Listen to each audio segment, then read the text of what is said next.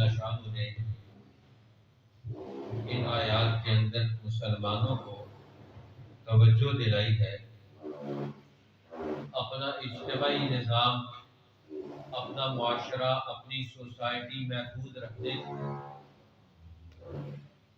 کی طرف توجہ دلائی۔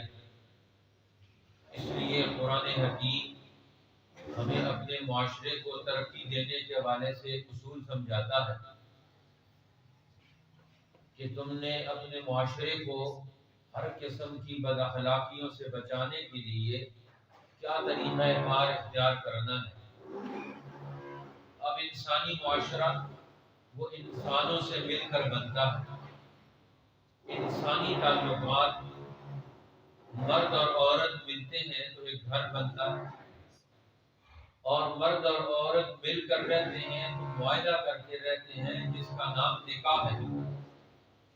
اگر معاشرے کی بنیاد، مرد اور عورت کے تعلق کی بنیاد نکاح پر ہو، اور نکاح پوری سوسائٹی کے سامنے ہوتا ہے، ایک مرد اور عورت دو اکیلے تنے تنہا فیصلہ کر لیں، کسی کو سامنے نہ رکھیں، سامنے لوگوں کے فیصلہ نہ کریں، تو یہ ان کا تعلق یہ اللہ اور اللہ کے رسول اور انسانوں کی نگاہ میں غلط قرار پائے گا۔ اس لیے معاشرہ نام ہے ایک دوسرے سے ربط رکھنا، ایک دوسرے کا خیال رکھنا، اور اس کی بنیاد نکاح پر ہو۔ اب نکاح کے علاوہ جو تعلق قائم کرے گا کوئی مرد یا کوئی عورت، قرآن نے اس کو فاحشہ کے عمل سے تعبیر کیا۔ یہ فحش عمل ہے، یہ بے حیائی کا عمل ہے۔ اس لیے نکاح کے بغیر کوئی مرد اور عورت آپس میں تعلق نہیں قائم کر سکتے۔ اس لیے ابتدائے اسلام میں اس کے اصول اور ضابطے سمجھائے گئے، کیونکہ یہ پہلا دور تھا۔ اس لیے اللہ جل شانہ نے اس کے حوالے سے مدنی زندگی میں یہ بنیادی اصول بتا دیا، واللاتی یأتین الفاحشۃ من نسائکم، اور وہ تمہاری عورتیں جو بدکاری کا ارتکاب کریں، وہ بغیر نکاح کے کسی مرد سے تعلق قائم کریں، ورنہ فاستشہدوا علیہن اربعۃ منکم، تو اس تعلق پر ان کے 4 گواہ اگر ہو جائیں، 4 گواہ لے کر آؤ۔ ہر ایک آدمی پر تہمت لگا دینا یہ کافی نہیں ہے۔ 4 آدمی جب گواہی دیں گے پھر ان کے حوالے سے قانوناً فیصلہ کیا جائے گا۔ لہذا 4 گواہ موجود نہ ہو تو فیصلہ نہیں ہو سکتا، اور 4 گواہوں کی موجودگی میں اگر کوئی آدمی غلط کام کرتا ہے تو یہ تو بہت بڑی ڈٹائی، بہت بڑی جرأت۔ فإن شہدوا، اگر یہ 4 گواہ ہو جائیں، فأمسکوہن فی البیوت، تو فرما ان عورتوں کو گھروں میں قید رکھو، بند رکھو، ان کے تعلقات، ان کا آنا جانا، میل جول، ساروں پر پابندی لگا دو، تاکہ اگر عادت کی خرابی سے یا کسی دباؤ سے اس کا شکار ہیں تو وہ دباؤ ان کا ختم کیا جائے، ان کو اپنا ماحول فراہم کیا جائے، اور ان کو اصلاح کا موقع دیا جائے۔ ان کو گھروں میں قید رکھو۔ ایک گھر میں قید رہیں گے تو نگرانی رہے گی، اور ان کو بھی سوچنے کا موقع ملے گا کہ ہم سے غلطی ہو گئی، تو اپنی غلطی کی اصلاح کا موقع فراہم کرنا پہلے درجے میں خاندانی نظام میں۔ یہ جو غلطیاں ہوتی ہیں، گناہ ہوتے ہیں، قانون کی خلاف ورزی ہوتی ہے، تو اس غلطی سے بچنے کے لیے پہلے درجے میں ایسی سزا نافذ کی جاتی ہے جو سزا بھی ہو اور اصلاح بھی ہو۔ ایسی سزا دینا صرف مقصود نہیں، وگرنہ تو اللہ تعالیٰ خود ہی سزا دے دیتا، پتھر پڑتا آ کر اس پر وہ پتھر بن جاتا۔ جس طرح کبھی کبھی قدرتی سزا مل جاتی ہے، جس طرح اسلام سے پہلے دور میں حرم کعبہ کے اندر ایک مرد اور عورت نے زنا کیا تو اللہ نے ان کو وہی پتھر بنا دیا۔ قدرت کی طرف سے سزا آتی، نائلہ اور اسحاق ایک مرد اور عورت انہوں نے کعبہ کے اندر زنا کیا تو اللہ نے ان کو وہاں پتھر بنا دیا۔ اب دنیا والوں کے لیے عبرت بنی کہ لوگوں نے ان کو اٹھا کر ایک کو صفا پر رکھ دیا، ایک کو مروہ پر رکھ دیا۔ اب جو دنیا سے حاجی حج کرنے کے لیے جاتے تھے، عمرہ کرنے کے لیے جاتے تھے، تو صفا مروہ کی سعی بھی کرتے، اب وہ دونوں پہ دیکھتے نمونے کے طور پر، عبرت کے طور پر، کہ انہوں نے حرم کے اندر گناہ کیا اور اللہ نے ان پر سزا نافذ کر دی۔ لیکن بعد میں آنے والے لوگوں نے، انسان جب گرتا ہے، بگڑتا ہے، اس کا ذہن بھی خراب ہو جاتا ہے اور اس کے اخلاق بھی بگڑ جاتے ہیں، وہ تنزلی کا شکار ہو جاتا ہے۔ اب انہوں نے گناہ کیا تھا اور عبرت کے لیے لوگوں نے رکھا تھا صفا اور مروہ پر، اور جب اسلام آیا، مکہ فتح ہوا، تو اس موقع پر رسول اللہ نے کعبۃ اللہ کو سارے بتوں سے پاک کیا، تو یہ بت بھی وہاں سے ہٹائے۔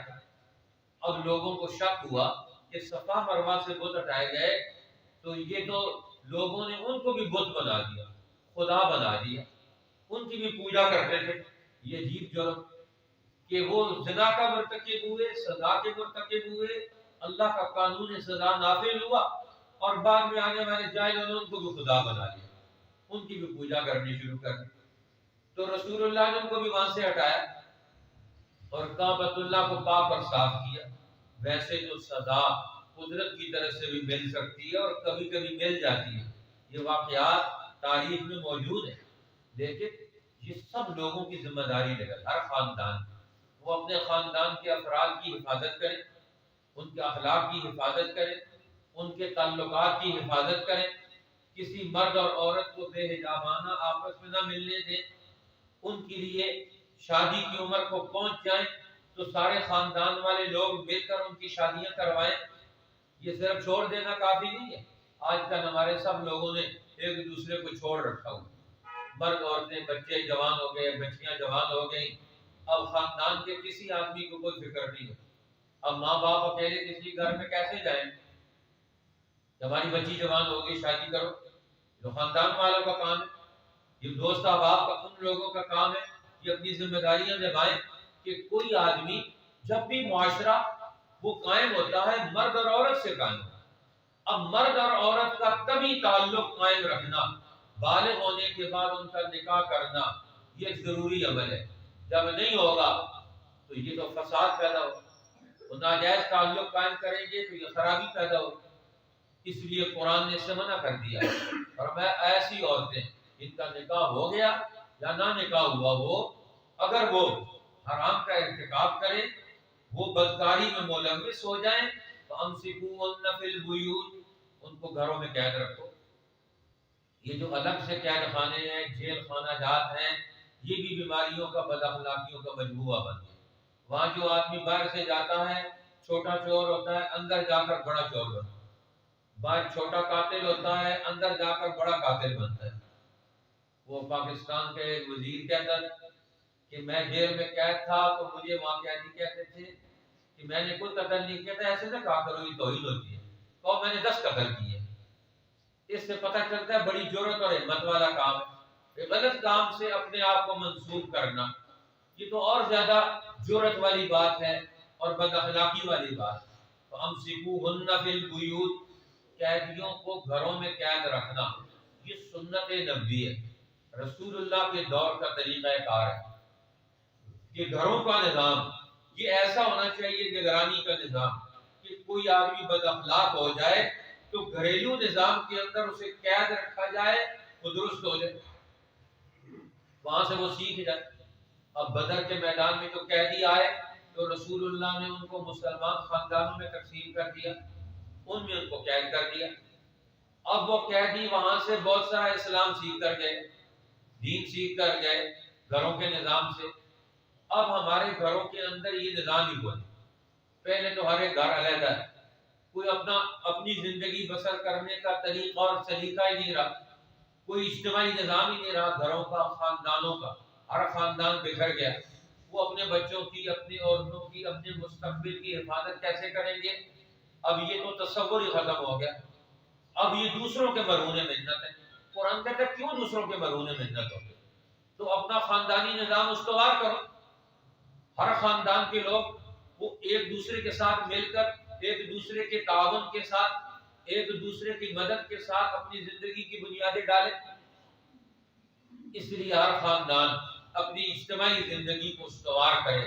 فَامْسِكُوهُنَّ فِي الْبُيُوتِ، ان کو گھروں میں قید رکھو تاکہ ان کو اپنے اصلاح کا موقع مل جائے۔ بڑے لوگوں کی نگرانی میں وہ اپنے آپ کو، اپنے معاملات کو درست کرنے کا ان کو موقع مل جائے۔ مرد ہیں، عورتیں ہیں جو مجرم نوعیت کی طرف جا رہے ہوں، ان کو وہاں سے نکالا جائے۔ حتیٰ یتوفاہن الموت، جب تک ان کی اصلاح نہ ہو اس وقت تک ان کو نگرانی سے نہ نکالا جائے، جب تک کہ موت ان کا فیصلہ نہ کرے۔ او یجعل اللہ لہن سبیلا، کہ اللہ تعالیٰ ان کے لیے کوئی اور قانون نافذ کر دے۔ اب یہ قانون سزا کا بھی نافذ ہو گیا، مرد اور عورت کو کوڑے مارے جائیں، یہ آخری سزا ہے، یہ آخری سزا ہے۔ اب یہ عادی مجرم جو بن جاتے ہیں ان کی سزاؤں کا تذکرہ ہے۔ جو مجرم ابتدائی درجے میں ہے، ابتدائی درجے کے مجرم کو ایسی سزا نہیں دی جاتی۔ اب زنا کی سزا میں لوگ حضرت علی رضی اللہ تعالیٰ عنہ کے پاس ایک زانی کو پکڑ کے لے، جس نے زنا کیا اس کو پکڑ کے لے، انہوں نے کہا اس پر سزا نافذ کریں۔ حضرت علی رضی اللہ تعالیٰ عنہ نے فرمایا تو نے زنا نہیں کیا ہو، تو نے بوس و کنار کیا ہو، تو نے فلاں کام کیا ہو۔ لوگ کہنے لگے سبحان اللہ، ہم ایک زانی کو پکڑ کے لے کر آئے ہیں اور آپ اس سے وہ سوال کرتے ہیں جس سے یہ انکار کر دے، تو آپ اس سے انکار کروانا چاہتے ہو؟ میں نے کہا ہاں انکار کروانا چاہتا ہوں۔ تم کیا سمجھتے ہو میں اقرار کروانا چاہتا ہوں؟ میں اس برے عمل کا اقرار کروانا چاہتا ہوں۔ ایک عورت رسول اللہ کے پاس آئی، یا رسول اللہ مجھے پاک کریں، مجھ سے زنا ہو گیا۔ وہ ادھر سے آئی، رسول اللہ نے منہ ادھر پھیر لیا، دوسری طرف وہ ادھر سے آ گئی، پھر رسول اللہ نے منہ ادھر پھیر لیا، وہ ادھر سے آ گئی، تیسری دفعہ رسول اللہ نے منہ ادھر پھیر لیا، وہ ادھر سے آ گئی، تو رسول اللہ صلی اللہ علیہ وسلم نے 4 دفعہ منہ پھیرا اس سے۔ 4 دفعہ کے بعد اس نے اقرار کیا، تو فرمایا کہ اب تو نے خود اقرار کیا، میرے سامنے 4 دفعہ آ کر اقرار کیا، اب تیرے اوپر سزا نافذ ہوگی، جا جب تیرے پیٹ کا بچہ پیدا ہوگا پھر آنا، بچہ پیدا ہو گیا پھر آگے، یا رسول اللہ مجھے پاک کریں۔ آپ نے فرمایا ابھی نے بھی تو بچے کو دودھ پلاؤ، جب یہ دوڑنے کی عمر کو پہنچے، خود کھانا کھا لے، اس وقت آنا۔ اب وہ اس وقت اس کو بھیج دیا، جا کر اس کی نگرانی کرو، اور پھر اس کو جب اس عمر کو پہنچ گیا پھر وہ آگے، یا رسول اللہ مجھے پاک کریں، سزا میرے اوپر شریعت کی نافذ کریں۔ تو آپ نے اس وقت فرمایا اسے لے جاؤ، اب اس کا بچہ بڑا ہو گیا، خود چلتا پھرتا ہے، کپڑے بدلتا ہے، کھانا کھاتا ہے، اب فرمایا اس کو سزا دو، اس کو سنسار کر دو۔ تو پہلی دفعہ رسول اللہ نے فرمایا جب میں نے منہ پھیرا تھا تو کوئی آدمی اس کو کیوں نہیں لے گیا جا کر توبہ کرے؟ ہم کو گناہ کا اقرار کروائیں گے؟ گناہ سے توبہ کروائی جائے، گناہ کا اقرار نہیں کروایا جاتا۔ ہمارے یہاں الٹا مزاج بن گیا، جس کو دیکھتے ہیں جس سے غلطی ہوگی اس کو کہتے ہیں پکڑ آؤ اس کو اقرار کرواؤ، زبردستی اس کو، کوئی غلطی ہوگی چھوڑ دو اس کو تنبیہ کروا دو کسی طریقہ کار سے۔ اب ہم اس کو پکا ٹھکا جب تک اس کو سزا نہ دے دیں، اس کو پورے طریقے سے سارے معاشرے میں ذلیل نہ کروا دیں، مسلمان پیچھے نہیں ہٹتا۔ بھئی ایک آدمی سے غلطی ہو سکتی ہے، غلطی سے توبہ کریں۔ حضرت علی رضی اللہ تعالیٰ عنہ نے فرمایا ہاں میں اس کو چھڑوانا چاہتا ہوں، تم ضرور سزا دلوانا چاہتے ہو، اللہ چھڑوانا چاہتا ہے، 4 گواہ رکھیں، رسول اللہ چھڑوانا چاہتے ہیں ایک مجرم کو، ایسے بد اخلاق کو جو عادی نہیں ہے، جس سے پہلی دفعہ گناہ ہو گیا، کسی غلطی کی وجہ سے ہو گیا، کسی دباؤ کی وجہ سے ہو گیا۔ اب جو عادی مجرم ہے جب وہ اس کو پہنچتا ہے تو پھر اس پر سزا نافذ ہوتی ہے۔ اس لیے سزا دینے میں جلدی کرنے کا اسلام کے اندر کوئی قانون نہیں کہ سزا دینے میں جلدی کی جائے۔ سزا دینے میں مہلت دی جائے، اس کو دیکھا جائے، اس کے حوالے سے غور و فکر کیا جائے، اور پھر اس کے حوالے سے جو اور چیزیں بنتی ہیں ان سب کو دیکھا جائے۔ پھر حضرت علی رضی اللہ تعالیٰ عنہ نے اب ایک آدمی پر وہ پکڑ کے لوگ لے کر سزا نافذ ہوگی، تو انہوں نے کہا سب سے پہلے آ کر وہ پتھر مارے جس نے ساری زندگی زنا نہیں کیا، اور پکڑ کے لے کر آئے تھے 200 آدمی، انہوں نے کہا جس نے ساری زندگی خود زنا نہیں کیا وہ پتھر مارے اس کو۔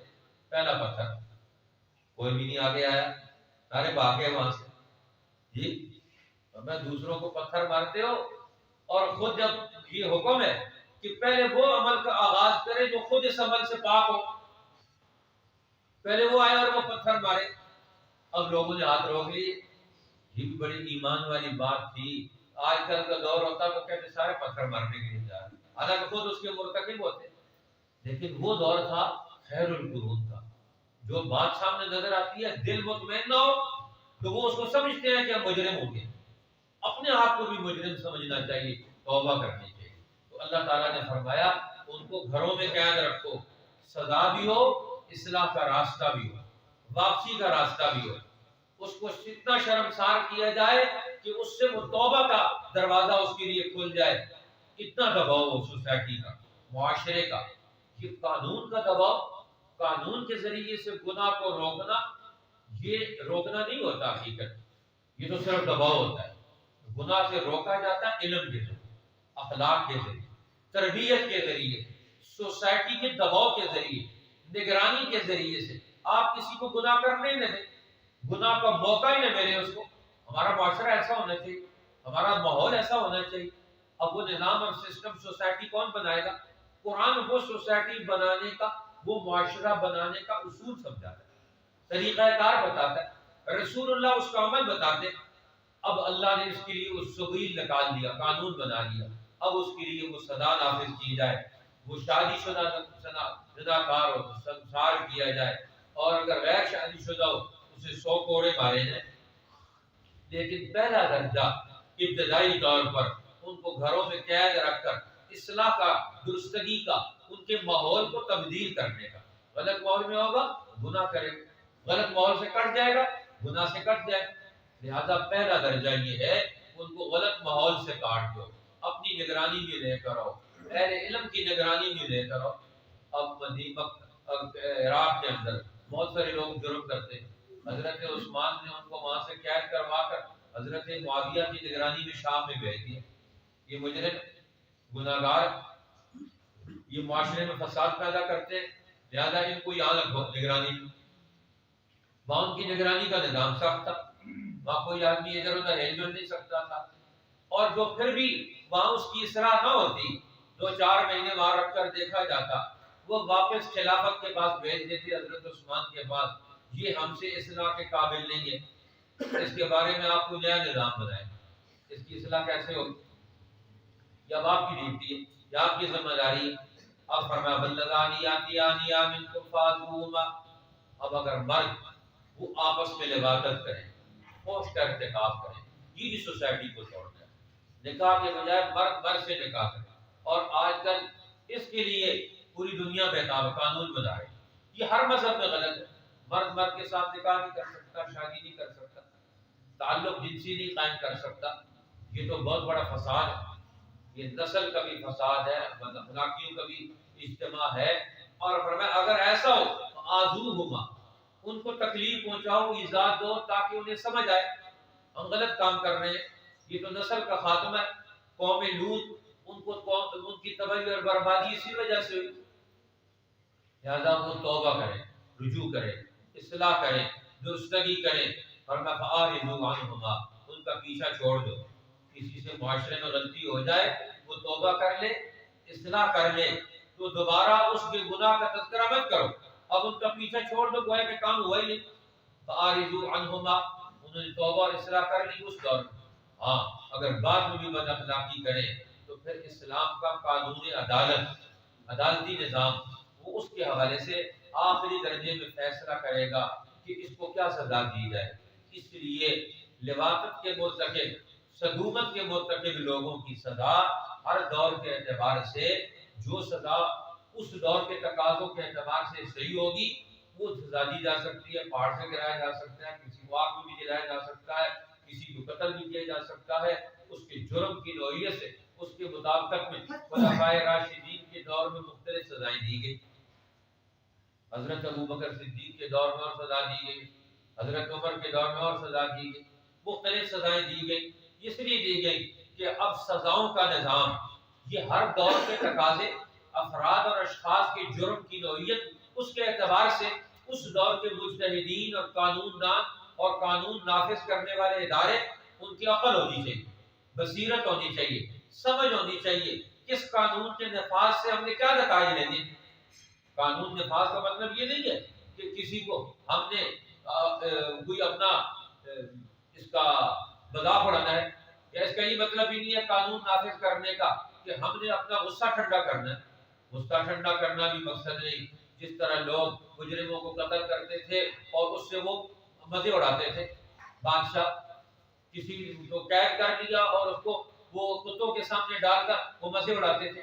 اسلام میں سزا کا یہ مقصد کبھی بھی نہیں ہے کہ آپ اپنا غصہ ٹھنڈا کریں یا آپ مذاق کریں کسی کے ساتھ یا آپ کسی اور نوعیت کو ذہن میں لے کر آئیں۔ مقصد یہ ہے کہ آپ ان کو اس گناہ کی زندگی سے کیسے نکالیں۔ اگر وہ نکلنے کا ارادہ رکھتے ہیں تو ان کو کیسے نکالیں گے؟ ایک گڑھے میں چیز گر جائے تو اس کو وہاں سے نکالا جاتا ہے، نہ کہ اس کو گڑھے میں اور زیادہ پھنسایا جاتا ہے۔ اس لیے ماحول کی اپنی ذمہ داری ہے۔ ہر دور کے حکمران، ہر دور کے علماء، ہر دور کے خاندانوں کے بڑے لوگ، قرآن حکیم ان کو اولو بقیت کہتا ہے۔ ہر دور میں ایسے سمجھدار لوگ ہونے چاہیے، علماء میں، قوموں میں، لیڈروں میں، رہنماؤں میں، گھروں میں، خاندانوں میں، جو ایسے مسائل پیدا ہوں اس کا بیٹھ کر حل تلاش کریں۔ اور ہمارے خاندان کا مسئلہ کیسے حل ہوگا، ہمارے شہر کا مسئلہ کیسے حل ہوگا، ہمارے ملک کا مسئلہ کیسے حل ہوگا۔ اب ہمارے اوپر والے لوگوں کا اوپر بھی فارغ ہو، دماغ بھی فارغ ہے، وہ سوچتے کہ ہماری قوم کے مسائل کیا ہے، یہاں جرم کیوں پیدا ہو رہے ہیں، بد اخلاقیاں کیوں پیدا ہو رہی ہیں۔ الحمدللہ مسلمانوں میں گناہ کی رفتار بہت کم ہے۔ ہمارے یہاں قانون نافذ کرنے والے ادارے ہر جگہ پہنچتے ہیں۔ اب یورپ کے اندر ہر جگہ کیمرہ سسٹم، جو غلطی کرتا ہے فوراً پکڑا جاتا ہے۔ اور دنیا میں سب سے زیادہ جرائم، زنا کے جرائم، لوٹ مار کے جرائم امریکہ میں، برطانیہ میں، یورپ کے ملکوں میں ہوتے ہیں۔ ہمارے ملکوں میں ان کی ریشو بہت کم ہے، اس شہروں میں ہے، اور وہ بھی ایک منظم مافیا جو گناہ کرواتا ہے، گناہ کا نظام بناتا ہے، وگرنہ کوئی آدمی طبی طور پر گناہ نہیں کرتا، کوئی آدمی گناہ نہیں کرتا، وہ اس کا ارتکاب نہیں کرتا، وہ اس سے بچنے کی کوشش کرتا ہے، ساری زندگی بچنے کی کوشش کرتا ہے۔ ان قوموں کے ہاں آج بھی ان بد اخلاقیوں کا وہ مجموعہ ہے۔ ہمارے ہاں قانون کے ادارے بالکل نہ ہونے کے باوجود ہیں، لیکن آپ دیہاتوں میں چلے جائیں، خال اس قسم کے واقعات رونما ہوتے ہیں۔ اس لیے ہمیں اپنے معاشرے کو محفوظ کرنا ہے، قرآن حکیم کے اصولوں کی روشنی میں ان کے لیے توبہ کا دروازہ کھلوانا ہے۔ اس لیے اللہ تعالیٰ نے ان سزاؤں کا بھی ذکر کیا، اس تربیت کا بھی ذکر کیا۔ اس سب کے بعد آخر میں اللہ نے اپنی دو صفات کا ذکر کیا، ان اللہ کان توابا رحیما، بے شک اللہ توبہ قبول کرنے والا ہے اور اللہ تعالیٰ مہربان ہے۔ اب تمہیں بھی چاہیے کہ تم توبہ کا دروازہ کھلواؤ لوگوں کے لیے۔ سزا کا مقصد بھی توبہ کی طرف لے کر آنا ہے، انہیں انسان بنانا ہے، معاشرے کا مفید شہری بنانا ہے، بد اخلاقیوں سے نکالنا ہے۔ اور یہ سارے کام قانون کا نفاذ بھی جذبہ رحمت کے تحت، جذبہ انتقام کے تحت نہ ہو، رحمت کا فیصلہ ہو۔ آپ کسی کے خلاف فیصلہ بھی کر رہے ہیں لیکن دل اندر سے کھل رہا ہو۔ صحابی جس کو سزا نافذ کی رسول اللہ نے، جب سزا نافذ ہو گئی آنکھوں سے آنسو جا رہے ہیں، رسول اللہ کی آنکھوں سے آنسو جا رہے ہیں۔ ایک صحابی کہتے ہیں یا رسول اللہ خود ہی تو آپ نے اس کی سزا کا اعلان کیا، بھئی وہ تو اللہ کا حکم تھا اس لیے اعلان کیا، پھر رو کیوں رہے ہیں؟ کہ میرا امتی ہے، میں امتی کو سزا دے کر خوش ہو سکتا ہوں؟ آنکھوں سے آنسو جاری، سزا جاری کر رہے قانون کا تقاضا، اللہ کا حکم ہے اس کو بھی قائم کرنا ہے، لیکن دوسری طرف جذبہ رحمت بھی ہے، آنکھوں سے آنسو بھی جاری ہیں۔ صحابی کہتے ہیں یا رسول اللہ خود ہی سزا بھی دیتے خود ہی روتے بھی ہیں، فرمایا ہاں میری امتی ہے، میں ان کے غم میں کیوں نہ غمگین ہو جاؤں، ان کی پریشانی میں کیوں نہ پریشان ہو جاؤں۔ اس لیے کوشش تو یہ کرنی ہے ان کے لیے توبہ کا دروازہ کھل جائے، ہدایت کا دروازہ کھل جائے، رحمت کا دروازہ کھل جائے، وہ عذاب سے بچ جائیں، وہ قانون اور سزا سے بچ جائیں۔ یہ کوئی کمال نہیں ہے ہم سزا دے لیں، آج سزا دینے میں ہم کمال سمجھتے ہیں، توبہ کروانے میں، تربیت دلوانے میں، ان کو اس ماحول کے غلط ماحول سے نکالنے میں آج ہمارے پاس کوئی منصوبہ نہیں۔ ہمارے بچے، وہ ہمارے نوجوان، وہ گمراہی کی طرف دوڑے جا رہے ہیں، گمراہی کا ماحول، بد اخلاقی کا ماحول، نیٹ اور فحاشی کا ماحول ہے، اس میں سے ہم اپنے بچوں کو کیسے بچائیں گے؟ ہم اپنی نسلوں کو کیسے بچائیں گے؟ بڑا سوال ہے ہمارے معاشرے کے بڑے لوگ۔ اللہ ہمیں اس سوال کو حل کرنے کی توفیق نصیب فرمائے۔ واللاتي يأتين الفاحشة من نسائكم، اور وہ عورتیں جو بدکاری کریں تمہاری عورتوں میں سے، فاستشهدوا عليهن أربعة منكم، تو گواہ لاؤ ان پر 4 مرد اپنوں میں سے، فإن شهدوا، پھر اگر وہ گواہی دیں، فامسكوهن في البيوت، پھر انہیں قید رکھو، بند رکھو گھروں کے اندر، حتى يتوفاهن الموت، یہاں تک کہ اٹھا دے ان کو موت، او يجعل الله لهن سبيلا، یا مقرر کر دے اللہ ان کے لیے کوئی اور راستہ، کوئی اور قانون۔ واللذان يأتيانها منكم، اور وہ مرد جو تم میں سے کریں گے بے حیائی کا کام، فآذوهما، ان کو بھی سزا دو، ایذا دو، ان تابا واصلحا، پھر اگر وہ دونوں توبہ کریں اور اپنی اصلاح کر لیں، فآرضوا عنہما، ان کا خیال چھوڑ دو، ان اللہ کان توابا رحیما، بے شک اللہ توبہ قبول کرنے والا مہربان ہے۔